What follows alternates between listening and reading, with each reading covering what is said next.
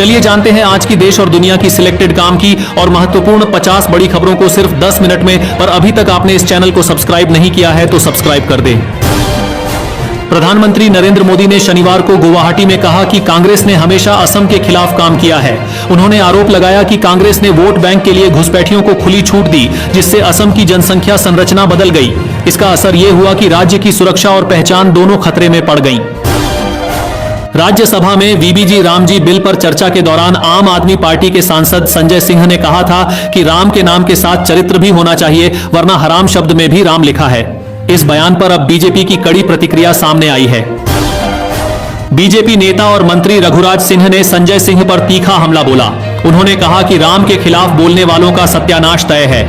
उन्होंने यहां तक कहा कि संजय सिंह का मुंह काला करके गधे पर बैठाकर घुमाया जाना चाहिए और तंज कसते हुए बोले कि संजय सिंह संजय खान बन जाएं।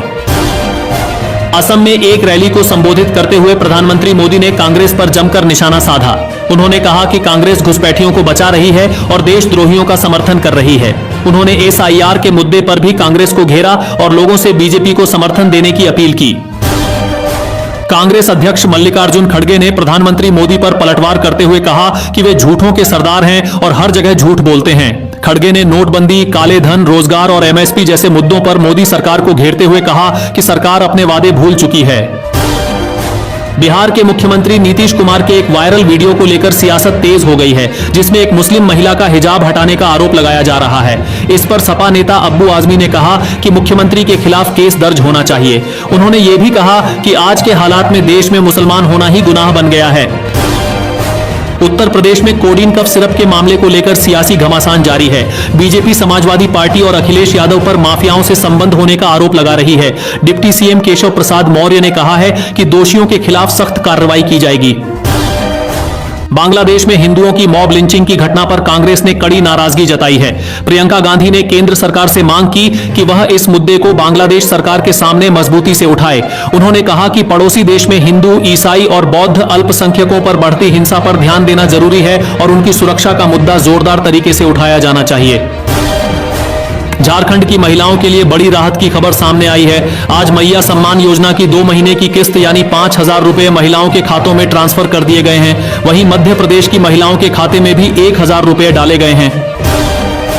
जम्मू कश्मीर के मुख्यमंत्री उमर अब्दुल्ला ने राहुल गांधी की विदेश यात्रा को लेकर बीजेपी पर निशाना साधा। उन्होंने कहा कि अगर राहुल गांधी विदेश जाते हैं तो इसमें आपत्ति क्या है। विपक्षी नेताओं की विदेश यात्राओं को देश विरोधी बताना गलत है और यह राजनीतिक असहिष्णुता को दिखाता है। दिल्ली में बीजेपी नेता गौरव वल्लभ ने प्रियंका गांधी वाड्रा के बयान पर तंज कसते हुए कहा कि आज कांग्रेस बांग्लादेश में अल्पसंख्यकों के साथ हो रहे व्यवहार पर सवाल उठा रही है। उन्होंने कहा कि यही लोग सीए और एनआरसी का विरोध कर रहे थे, लेकिन अब बांग्लादेशी हिंदुओं के लिए मगरमच्छ के आंसू बहा रहे हैं।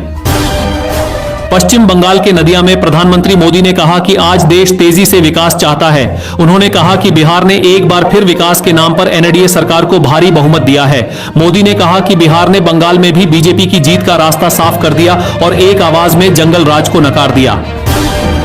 कफ सिरप विवाद पर समाजवादी पार्टी प्रमुख अखिलेश यादव ने मुख्यमंत्री योगी आदित्यनाथ पर तंज कसा।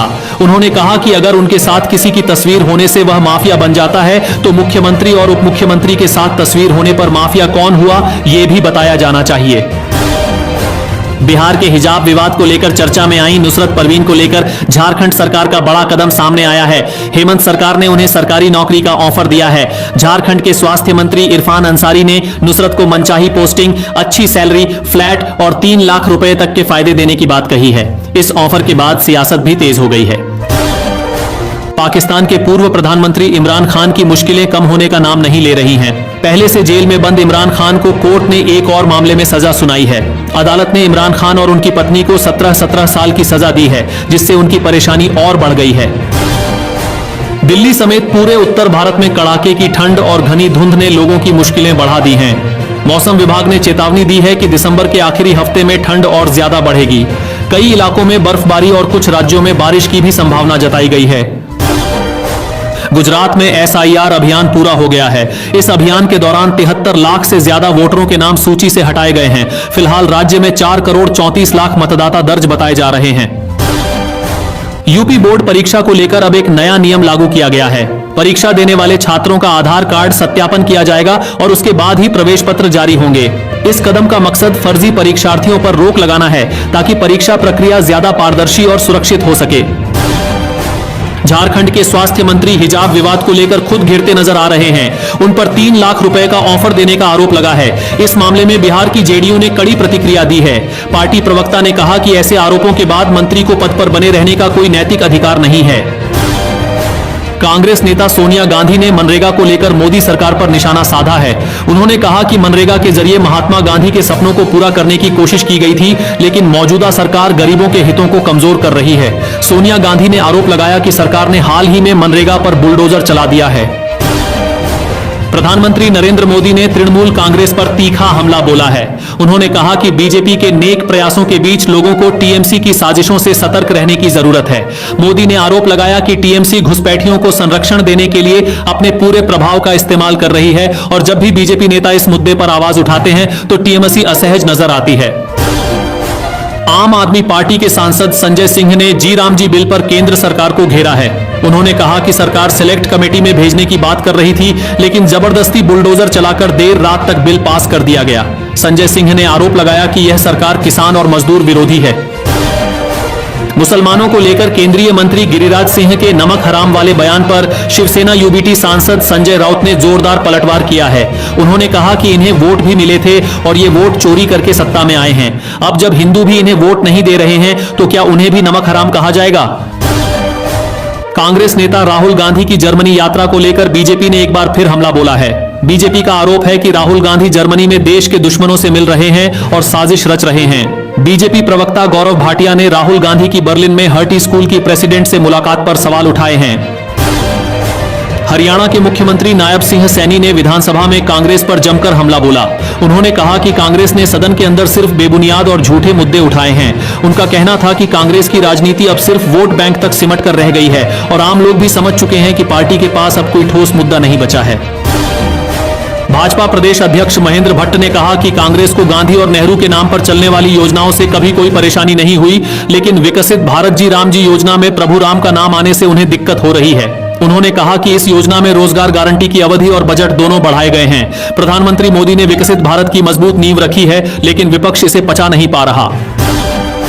मल्लिकार्जुन खड़गे ने एक बार फिर मोदी सरकार पर तंज कसते हुए कहा कि बीजेपी के लोग कहते थे कि अब की बार 400 पार, लेकिन सच्चाई यह है कि आज की सरकार 2 सहारों पर टिकी है। एक सहारा टीडीपी है और दूसरा नीतीश कुमार। अगर इनमें से कोई एक भी समर्थन वापस ले ले तो सरकार गिर जाएगी। संसदीय कार्य मंत्री किरेन रिजिजू ने कहा कि सरकार प्रदूषण पर चर्चा के लिए पूरी तरह तैयार थी, लेकिन कांग्रेस ने वीबीजी रामजी विधेयक पर आसन के सामने विरोध प्रदर्शन करने के लिए दूसरे दलों को उकसाया। उन्होंने आरोप लगाया कि कांग्रेस ने जानबूझकर सदन में हंगामा और अव्यवस्था फैलाई।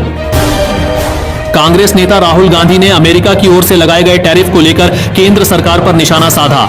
उन्होंने कहा कि अमेरिका में अडानी के खिलाफ जांच चल रही है और इसी वजह से प्रधानमंत्री मोदी मजबूर हैं और खुलकर कुछ नहीं कर पा रहे। गृह मंत्री अमित शाह ने भी राहुल गांधी पर सीधा हमला बोला। उन्होंने कहा कि राहुल गांधी चुनाव हारने के बाद ईवीएम और मतदाता सूची को दोष देते रहते हैं, जबकि सच्चाई ये है कि देश की जनता कांग्रेस को स्वीकार नहीं कर रही। शाह ने कहा कि बिहार में 2/3 बहुमत से एनडीए की सरकार बनी है, लेकिन राहुल गांधी अब भी ईवीएम और वोटर लिस्ट पर सवाल उठा रहे हैं। नमस्कार दोस्तों, आइए जानते हैं मध्य प्रदेश की टॉप 25 बड़ी खबरें। कमेंट में बताइए आप यह वीडियो किस जिले से देख रहे हैं।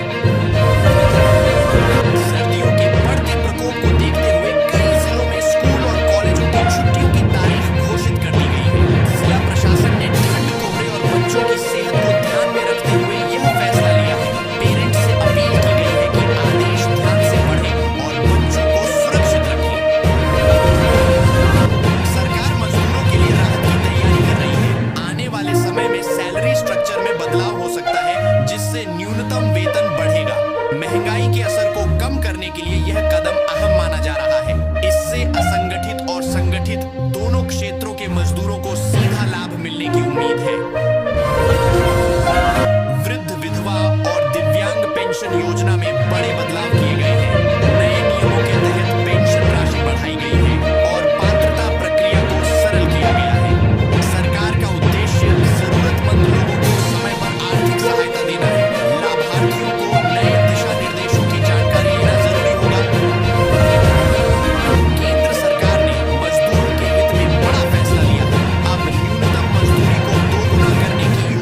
काम किया जा रहा है। इससे करोड़ों श्रमिकों की आमदनी बढ़ेगी। सरकार का कहना है कि यह कदम जीवन स्तर सुधारने और महंगाई से राहत देने के लिए जरूरी है। राष्ट्रीय राजमार्गों पर वाहनों की अधिकतम स्पीड तय कर दी गई है। NHAI ने नए निर्देश जारी किए हैं, जिनका पालन सख्ती से कराया जाएगा। अब हाईवे पर पुलिस और कैमरों से निगरानी बढ़ेगी। नियम तोड़ने वालों पर भारी जुर्माना लगाया जाएगा, जिससे सड़क हादसों में कमी आएगी। CGI की चाणक्य की इमरजेंसी लैंडिंग की सूचना मिलते ही प्रशासन में हड़कंप मच गया। सुरक्षा एजेंसी तुरंत सक्रिय हुई। सेल्फी में विमान को सुरक्षित उतारा गया। बाद में स्थिति सामान्य पाई गई और किसी भी तरह के खतरे की पुष्टि नहीं हुई। अफसरों ने राहत की सांस ली। दोनों बृहस्पति अभी अस्त अवस्था में है, लेकिन 2026 में ज्योतिषियों के अनुसार नए साल में कुछ राशियों को विशेष लाभ मिलेंगे। खासकर इन राशियों के लिए धन, करियर और निवेश की अच्छी योग बन रही है। शादी और संपत्ति से जुड़ी संभावनाएं मजबूत बताई जा रही हैं। रेलवे ने यात्रियों की सुविधा के लिए 2 सुपरफास्ट स्पेशल ट्रेनें चलाने का फैसला किया है। इन ट्रेनों से 8 राज्यों के यात्रियों को लाभ मिलेगा। रेलवे ने स्टॉपेज तारीख और समय जारी कर दिए हैं। त्योहार और छुट्टियों के दौरान बढ़ी भीड़ को देखते हुए यह कदम उठाया गया है। सुप्रीम कोर्ट ने गिरफ्तारी से पहले जमानत देने से इनकार करते हुए अहम टिप्पणी की है। उन्होंने कहा कि बोलने की आजादी का अधिकार महत्वपूर्ण है, लेकिन इसकी सीमाएं कानून व्यवस्था और जिम्मेदारी के साथ अभिव्यक्ति से जुड़ी हैं। फैसला भविष्य के मामले के अनुसार माना जाएगा। सुभाष चंद्र बोस से जुड़ी एक ऐतिहासिक ट्रेन आज भी चर्चा में है। कहा जाता है कि यह ट्रेन करीब 150 सालों से लगातार चल रही है। आज भी उसी रूट पर यात्रियों को सफर कराती है। इतिहास, रहस्य और विरासत से जुड़ी यह कहानी लोगों में गहरी जिज्ञासा पैदा करती है।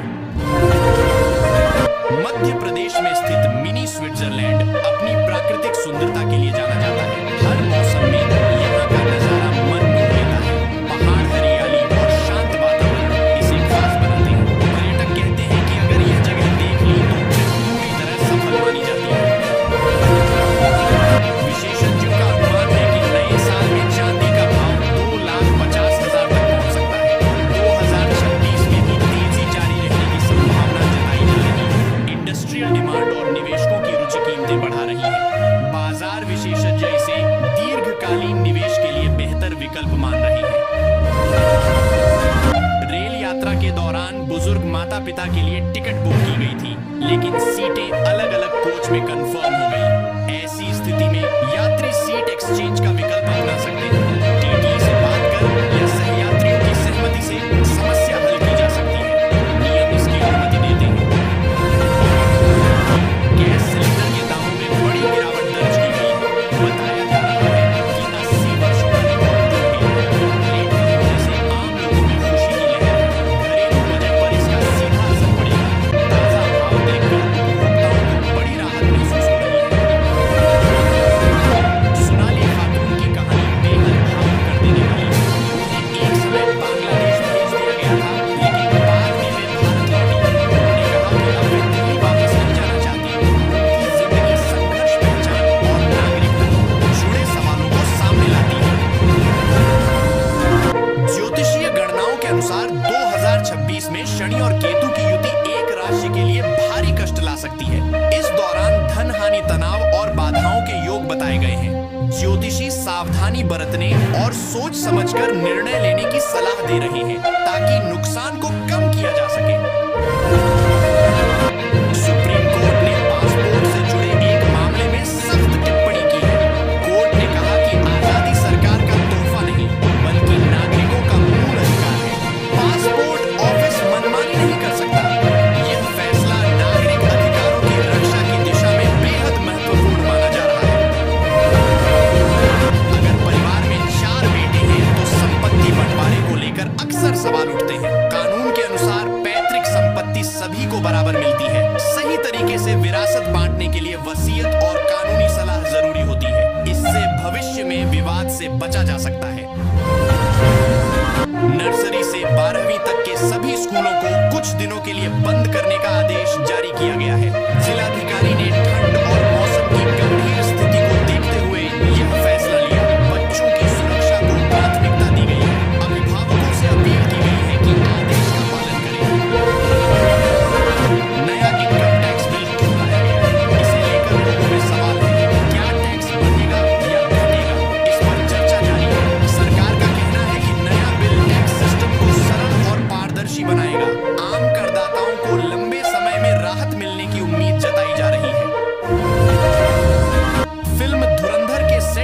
एक किस्सा चर्चा में है।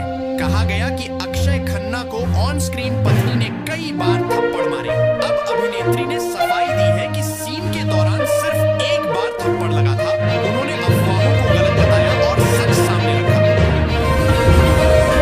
पुलिस अब कुछ खास टू व्हीलर्स को दूर से ही पहचान रही है।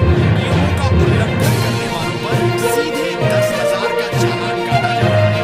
खासकर मॉडिफाइड साइलेंसर और बिना नंबर प्लेट वाले वाहनों पर सख्ती बढ़ी है। इसका मकसद सड़क सुरक्षा और शोर प्रदूषण कम करना है।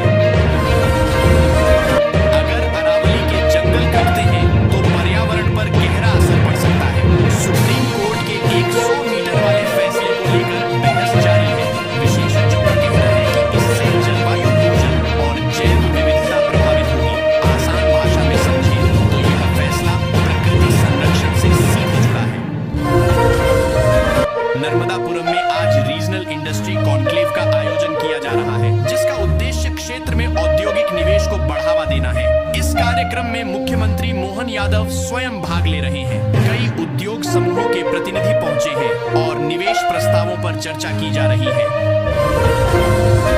इंदौर पीथमपुर इकोनॉमिक कॉरिडोर को लेकर राज्य सरकार ने जमीन अधिग्रहण की प्रक्रिया तेज करने के निर्देश दिए हैं। यह कॉरिडोर औद्योगिक विकास और रोजगार सृजन के लिहाज से अहम माना जा रहा है। संबंधित विभागों को समय सीमा में काम पूरा करने को कहा गया है। कांग्रेस प्रदेश अध्यक्ष जीतू पटवारी आज भोपाल में पार्टी के वरिष्ठ पदाधिकारियों के साथ बैठक कर रहे हैं। इस बैठक में आगामी आंदोलनों, संगठनात्मक मजबूती और सरकार को घेरने की रणनीति पर चर्चा होगी। बैठक को आगामी राजनीतिक गतिविधियों एक के लिहाज से महत्वपूर्ण माना जा रहा है। प्रदेश में मंत्रियों को जिलों का प्रभार सौंपने को लेकर चर्चाएं तेज हो गई हैं। माना जा रहा है कि जल्द ही मंत्रियों के प्रभार वाले जिलों की नई सूची जारी की जा सकती है। इससे प्रशासनिक निगरानी और योजनाओं के क्रियान्वयन में तेजी आने की उम्मीद है। ग्वालियर और जबलपुर नगर निगम चुनावों की तैयारी के तहत वार्ड परिसीमन का कार्य अंतिम चरण में पहुंच गया है। नए परिसीमन के आधार पर आगामी चुनाव कराए जाएंगे। प्रशासन का दावा है कि प्रक्रिया पूरी तरह पारदर्शी रखी जा रही है। प्रदेश में धान खरीदी की प्रक्रिया तेजी से चल रही है। विभिन्न खरीदी केंद्रों पर किसानों की आवक बढ़ी है। सरकार ने भुगतान प्रक्रिया को और सरल बनाने का दावा किया है, ताकि किसानों को समय पर राशि मिल सके और उन्हें किसी तरह की परेशानी न हो। चंबल अंचल में खाद की किल्लत की शिकायतों के बाद प्रशासन सक्रिय हुआ है। समस्या को दूर करने के लिए नए वितरण केंद्र खोलने का निर्णय लिया गया है। अधिकारियों का कहना है कि किसानों को पर्याप्त मात्रा में खाद उपलब्ध कराई जाएगी। खरीफ फसलों को हुए नुकसान का सर्वे पूरा कर लिया गया है। अब किसानों के खातों में फसल बीमा की राशि डालने की तैयारी चल रही है। संबंधित विभागों को निर्देश दिए गए हैं कि भुगतान में किसी तरह की देरी न हो। एमपीपीएससी राज्य सेवा परीक्षा के इंटरव्यू की तारीखों को लेकर आज नई अधिसूचना जारी हो सकती है। लंबे समय से अभ्यर्थी इसका इंतजार कर रहे हैं। आयोग के अनुसार सभी प्रक्रियाएं तय कार्यक्रम के अनुसार पूरी की जाएंगी। एमपी बोर्ड 10वीं और 12वीं की परीक्षाओं को लेकर तैयारियां तेज कर दी गई हैं। बोर्ड ने एडमिट कार्ड के वितरण की प्रक्रिया शुरू करने की तैयारी कर ली है। जल्द ही छात्रों को परीक्षा से संबंधित सभी जरूरी जानकारी उपलब्ध कराई जाएगी। प्रदेश के निजी आईटीआई संस्थानों की नई ग्रेडिंग सूची आज जारी हो सकती है। इस ग्रेडिंग के आधार पर संस्थानों की गुणवत्ता और सुविधाओं का आकलन किया गया है। इससे छात्रों को सही संस्थान चुनने में मदद मिलने की उम्मीद है। भोपाल मेट्रो के सुभाष नगर से एम्स तक के रूट पर पैसेंजर ट्रायल की तैयारी शुरू हो गई है। इसके लिए सुरक्षा ऑडिट किया जा रहा है। अधिकारियों के अनुसार सभी मानकों को पूरा करने के बाद ट्रायल रन की अनुमति दी जाएगी। ग्वालियर एयरपोर्ट पर नए टर्मिनल से उड़ानों की संख्या बढ़ाने के लिए नागरिक उड्डयन मंत्रालय को प्रस्ताव भेजा गया है। राज्य सरकार चाहती है कि ग्वालियर से अधिक शहरों के लिए सीधी उड़ानें शुरू हों। जबलपुर के कुछ वार्डों में नर्मदा जल योजना के तहत नई पाइपलाइन बिछाने के लिए बजट को मंजूरी दे दी गई है। इससे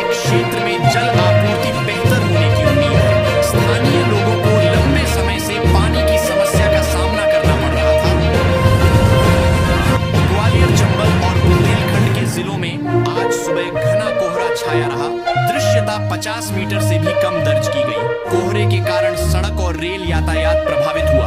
वहीं लोगों को ठंड से बचाव के उपाय करने पड़े। प्रदेश में तापमान में लगातार गिरावट दर्ज की जा रही है। पचमढ़ी और उमरिया जैसे इलाकों में पारा 5 डिग्री सेल्सियस से नीचे पहुंच गया है। मौसम विभाग ने शीतलहर को लेकर लोगों को सतर्क रहने की सलाह दी है। इंदौर और भोपाल के कुछ इलाकों में वायु गुणवत्ता सूचकांक मध्यम से खराब श्रेणी की ओर बढ़ रहा है। बढ़ते प्रदूषण को लेकर विशेषज्ञों ने चिंता जताई है। लोगों को अनावश्यक बाहर निकलने से बचने की सलाह दी गई है। सांची में आयोजित होने वाले बौद्ध महोत्सव को लेकर प्रशासन ने सुरक्षा और पर्यटकों के लिए विशेष इंतजाम किए हैं। बड़ी संख्या में देश विदेश से पर्यटकों के आने की संभावना है। व्यवस्थाओं को लेकर अधिकारियों ने निरीक्षण भी किया है। ओंकारेश्वर में स्थित स्टैच्यू ऑफ वननेस के दर्शन के समय में बदलाव किया गया है। आदि शंकराचार्य की प्रतिमा देखने आने वाले पर्यटकों की संख्या को देखते हुए यह निर्णय लिया गया है, ताकि भीड़ को बेहतर तरीके से नियंत्रित किया जा सके। खजुराहो डांस फेस्टिवल को लेकर अगले साल की रूपरेखा तय करने के लिए आज अधिकारियों की बैठक हो रही है। इस बैठक में आयोजन की तारीख, कलाकारों के चयन और व्यवस्थाओं पर चर्चा की जाएगी। साइबर सेल ने बिजली बिल अपडेट करने के नाम पर हो रहे फर्जीवाड़े को लेकर चेतावनी जारी की है। लोगों से अपील की गई है कि वे किसी भी अनजान लिंक या कॉल पर अपनी व्यक्तिगत जानकारी साझा न करें। प्रदेश में छूटे हुए पात्र लाभार्थियों के लिए आयुष्मान कार्ड बनाने को लेकर आज से विशेष कैंप लगाए जा रहे हैं। इन कैंपों में पात्र लोगों का पंजीकरण किया जाएगा, ताकि उन्हें योजना का लाभ मिल सके। इंदौर में खाद्य विभाग ने मिलावट के खिलाफ कार्रवाई करते हुए मसालों के कारखानों पर छापेमारी की है। इस दौरान कई सैंपल लिए गए हैं, जिन्हें जांच के लिए भेजा गया है। दोषी पाए जाने पर सख्त कार्रवाई की जाएगी। खेलो एमपी के तहत प्रदेश स्तरीय खेल प्रतियोगिताओं के जिला स्तर के चयन आज से शुरू हो रहे हैं। युवा खिलाड़ियों में इसे लेकर खासा उत्साह देखा जा रहा है। चयनित खिलाड़ी आगे राज्य स्तरीय प्रतियोगिताओं में हिस्सा लेंगे। जबलपुर हाईकोर्ट में आज कई अहम जनहित याचिकाओं पर सुनवाई होनी है। इनमें भर्ती नियमों को चुनौती देने वाली याचिकाएं भी शामिल हैं। इन मामलों के फैसले का असर राज्य की नीतियों पर पड़ सकता है।